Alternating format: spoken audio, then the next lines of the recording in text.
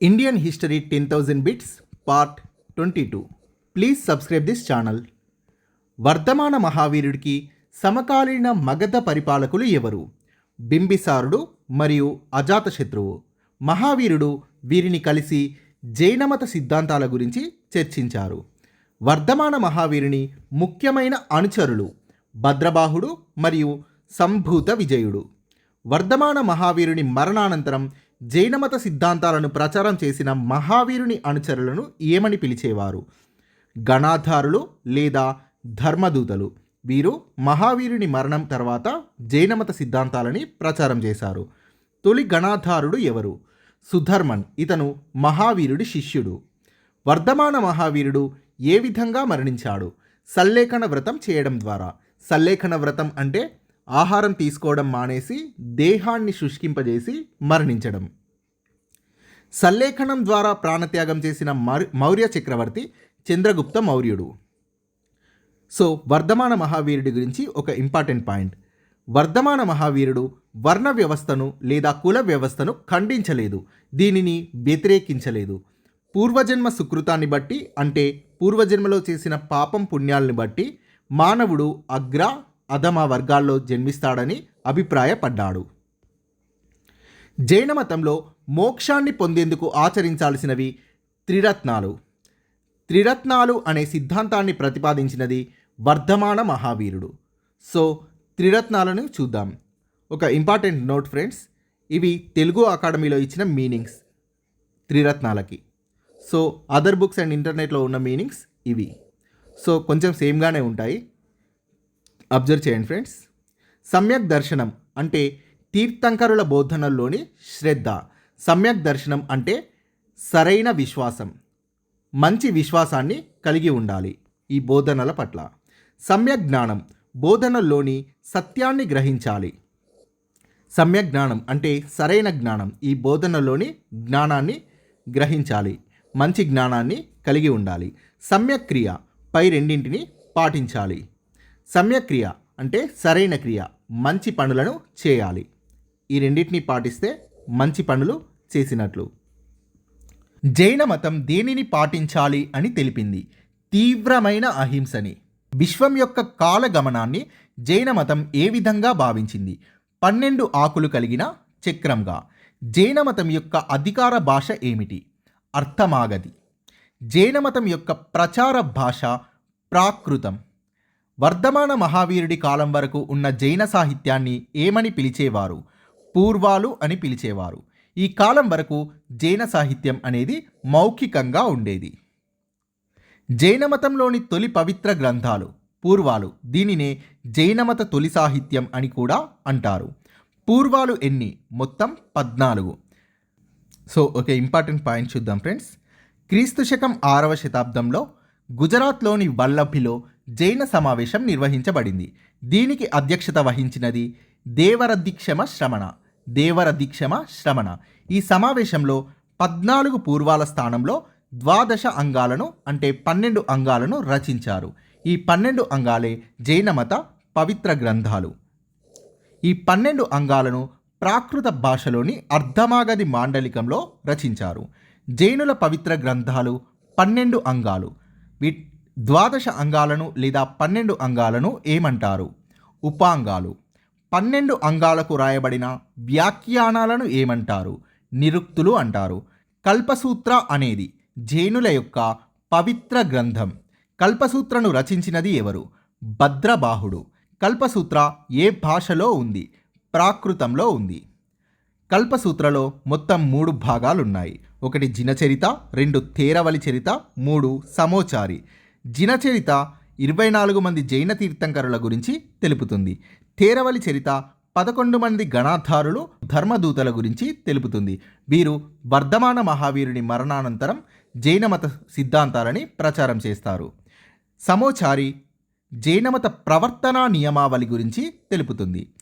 తొలి జైన సాహిత్య గ్రంథాలు బృహత్కల్పసూత్ర మరియు అకరంగ సూత్ర. జైనమత సాహిత్య గ్రంథాల గురించి ఒకసారి చూద్దాం. 12 అంగాలను అర్ధమాగధిలో రచించినది స్థూలభద్రుడు. కల్పసూత్రని ప్రాకృతంలో రచించినది భద్రబాహుడు. సమయసారం, ప్రవచనసారం, పంచస్తికాయ సారంలను ప్రాకృతంలో రచించినది కొండకుందాచార్యుడు. నీతి వాక్యామృత యశస్తిలకలను సంస్కృతంలో రచించినది సోమదేవ సూరి. పరిశిష్ట పర్వన్ అభిధాన చింతామణి సలక పురుష చరిత్రలను సంస్కృతంలో రచించినది హేమచంద్ర సూరి. జైన మతం ఎన్ని శాఖలుగా చీలింది? 2 శాఖలుగా. ఒకటి దిగంబర శాఖ, 2 శ్వేతాంబర శాఖ. దిగంబర శాఖను స్థాపించినది ఎవరు? భద్రబాహు. ఇతను మహావీరుని అనుచరుడు. శ్వేతాంబర శాఖను స్థాపించినది స్థూలభద్రుడు. ఇతను పార్శ్వనాథుడి అనుచరుడు. అనుచరులు అంటే ఫాలోవర్స్. మహావీరుని ఫాలో అయ్యేది భద్రబాహు, పార్శ్వనాథుడిని ఫాలో అయ్యేది స్థూలభద్రుడు. జైనమత చీలికలు. సో 2 శాఖలుగా చీలింది. ఒకటి దిగంబర శాఖ, 2 శ్వేతాంబర శాఖ.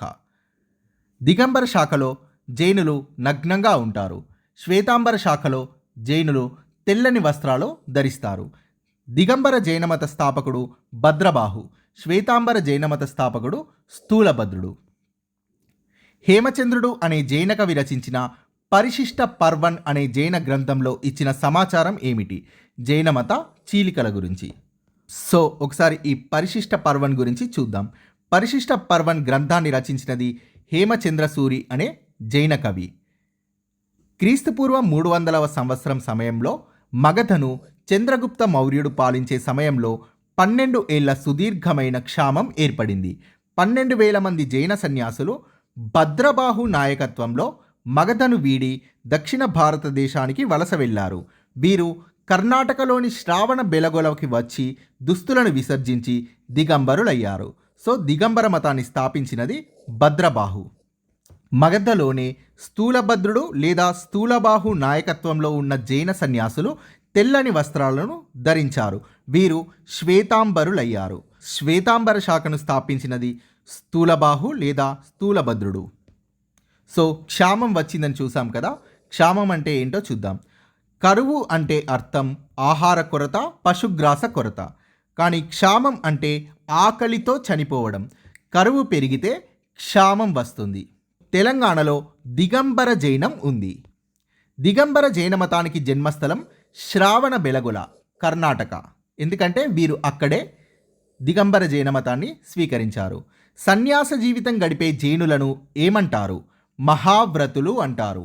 సంసార జీవితం గడిపే జైనులను ఏమంటారు? అనవ్రతులు అని అంటారు. దిగంబర జైనంలో స్త్రీలకు ప్రవేశం లేదు. సో ఇక్కడ ఇంకో ఇంపార్టెంట్ పాయింట్ చూద్దాం ఫ్రెండ్స్. 58 అడుగుల ఎత్తైన గోమటేశ్వర నగ్న విగ్రహం శ్రావణ బెలగలలో ఉంది. క్రీస్తు శకం 962లో చాముండరాయలు అనే మంత్రి ఈ విగ్రహాన్ని తయారు చేయించాడు. ఇది ఏకశిలా శిల్పం.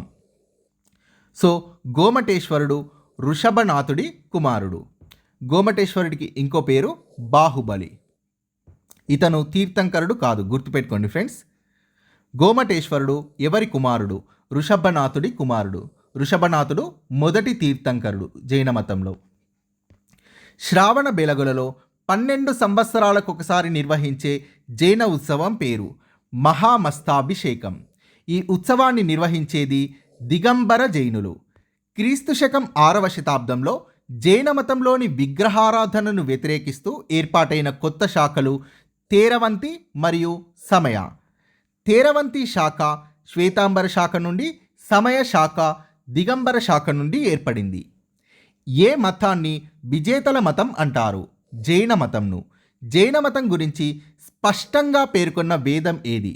ఋగ్వేదం. సో బౌద్ధ మరియు జైన మతానికి సంబంధించి కొన్ని ఇంపార్టెంట్ పాయింట్స్. గౌతమ బుద్ధుడు మరియు వర్ధమాన మహావీరుడు ఇద్దరూ కూడా గణతంత్ర రాజ్యాలకు చెందిన క్షత్రియులు. వర్ధమాన మహావీరుడు గౌతమ బుద్ధుడికి సమకాలీకుడు.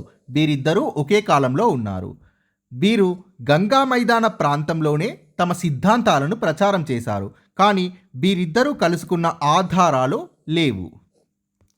ఉపనిషత్తుల్లోని జ్ఞానం, అహింస, కర్మ, మోక్షం, జన్మ పునర్జన్మ లాంటి సిద్ధాంతాలను 2 మతాలు యథాతథంగా ఆమోదించాయి. సో ఉపనిషత్తులు అనేది చాలా ప్రభావం చూపాయి జైన బౌద్ధ మతాల మీద. జైనుల భాష ప్రాకృతం అయితే బౌద్ధుల భాష పాలి. బౌద్ధులు స్థానిక దేవతలను తిరస్కరించారు, కానీ జైనులు స్థానిక దేవతలకు తీర్థంకరుల తర్వాత స్థానం ఇచ్చి పూజించారు. బౌద్ధ మతం విదేశాలకు విస్తరించింది, జైన మతం భారతదేశానికే పరిమితమైంది. సో ఇంకో మతం గురించి చూద్దాం ఫ్రెండ్స్. అజీవిక మతం. అజీవిక మతాన్ని స్థాపించినది మాకరి గోసాల పుత్త. ఇతను మహావీరుడికి సమకాలికుడు.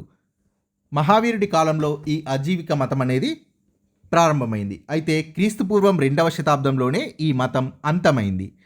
సో అజీవిక మతంలో ప్రధాన సిద్ధాంతం నియతి సిద్ధాంతం, డెస్టినీ అంటే తలరాత. ఒక మనిషి జీవితంలో ఏమవుతాడు అనేది ముందే డిసైడ్ అయి ఉంటుంది అనేది ఈ సిద్ధాంతం. దాన్ని ఆ వ్యక్తి చేంజ్ చేయలేడు, తన తలరాతలో ఏం రాసుంటే అదే జరుగుతుంది అనేది ఈ సిద్ధాంతం.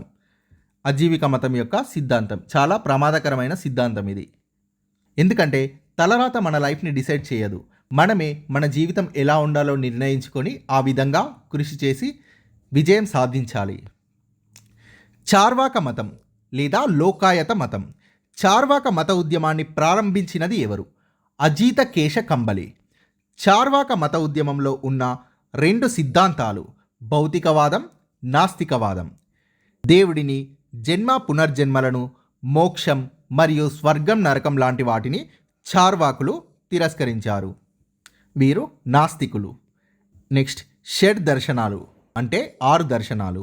వైదిక మతం మరియు బౌద్ధ జైన మతాల మధ్య జరిగిన తాత్విక చర్చల ఫలితంగా ప్రాచీన భారతదేశంలో 6 నూతన తత్వాలు ప్రారంభమయ్యాయి. వీటినే షడ్ దర్శనాలు అని అంటారు. షడ్ దర్శనాలు. కపిల మహర్షి సాంఖ్య దర్శనంని రచించాడు. ఇది నాస్తికవాద తత్వంని బోధిస్తుంది. పతంజలి యోగాని రచించాడు. యోగాలోని అష్టాంగ మార్గాలు పాటించడం ద్వారా మోక్షం సిద్ధిస్తుందని యోగా దర్శనం తెలుపుతుంది. ఆ అష్టాంగ మార్గాలు ఏంటంటే యమ, నియమ, ఆసనాలు, ప్రాణాయామ, ప్రత్యాహార, ధారణ, ధ్యాన మరియు సమాధి.